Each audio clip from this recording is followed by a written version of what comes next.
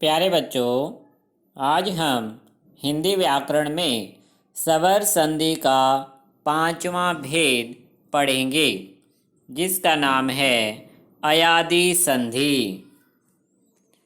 इसका नियम है बच्चों, ए ऐ या ओ औ के बाद यदि कोई स्वर आए तो ए का ऐ हो जाता है, ऐ का आय हो जाता है, ओ का औ हो जाता है और औ का आओ हो जाता है।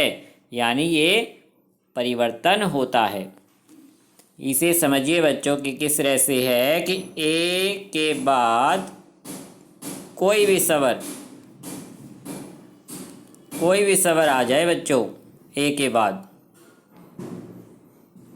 ऐ के बाद कोई स्वर आ जाए, ओ के बाद कोई भी स्वर आ जाए या औ के बाद कोई भी स्वर आ जाए तो बच्चों जो ए है वो परिवर्तित होता है, बाद वाला स्वर उसमें यूं का यूं मिल जाता है कि ए बदल जाएगा ऐ में। यह के नीचे क्या आता है? हल चिन्ह हलन, और बाद वाला स्वर यह में शामिल हो जाएगा। ऐ बदल जाएगा आय में, ऐ आए, इस तरह से याद रखना है। ओ बदल जाता है आओ, वह के नीचे भी हल चिन्ह कि बाद वाला जो स्वर है वो वह में शामिल हो जाएगा। औ बदल जाएगा आओ में। तो इसे याद रखने का तरीका क्या है? ए ऐ ओ औ, ये आपको सीरीज में याद है स्वर। इनके बाद कोई स्वर आता है, कोई भी स्वर आ जाए बच्चों, तो ए बदल जाएगा ऐ आए आओ आओ, कि आ की मात्रा का अंतर चल रहा है। ऐ आए औ आओ, इनमें परिवर्तित हो जाते हैं और इनमें क्या प्लस हो जाएगा? फिर बाद का जो स्वर है, जो भी स्वर आया है बाद में, वह इनमें शामिल हो जाता है। आइए इन्हें उदाहरण से समझते हैं। जैसे शे प्लस अन शयन, नए प्लस अक नायक, कि ये कैसे बना बच्चों? कि से एक ही मात्रा है लास्ट में और बाद में आया अन, बाद में ए स्वर है, तो से में से जब ए की मात्रा को अलग किया और बाद में आया अन, तो ए परिवर्तित हो जाएगा, क्योंकि ए के बाद भिन्न स्वर, अलग से कोई भी स्वर आया है तो ए बदल जाएगा ऐ में। ये शय हमारा आधा रह जाता है, शय आधा है, ए बदल गया ऐ में और बाद में जो ए स्वर था वह इस ये में मिल जाएगा।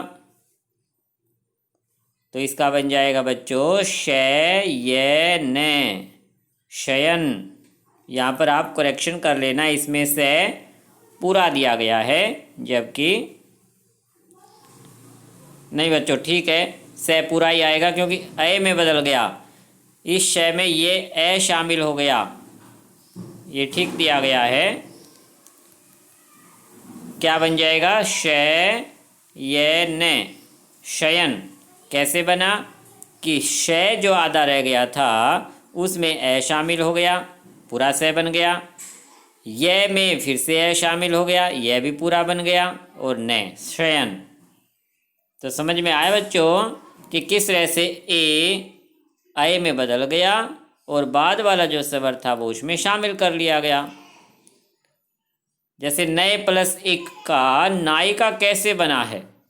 कि नए, नए में क्या शामिल है बच्चों? दो मात्रा आई हैं, तो ये है न प्लस ऐ। अगर इसके विच्छेद करें, वर्ण विच्छेद, तो इस तरह से बनेंगे। और बाद वाला क्या शब्द है? इका, इका, तो बाद में ई आया है, तो ये जो ऐ है ये बदल जाएगा आय में। यह के नीचे हल चिन्ह। अब शुरू में जो न था वो आधा है, न में आ शामिल हो गया क्योंकि व्यंजन में स्वर शामिल कर सकते हैं। और यह में फिर जो बाद वाला स्वर था ई, वह शामिल हो गया तो यह भी पूरा बन जाएगा। ई की मात्रा लग जाएगी और का, नायिका। इस तरह से बच्चों ये बन गया ना ई का, नायिका बनता है। तो बच्चों आपको ये नियम को समझना है और इन सभी उदाहरणों को याद करना है।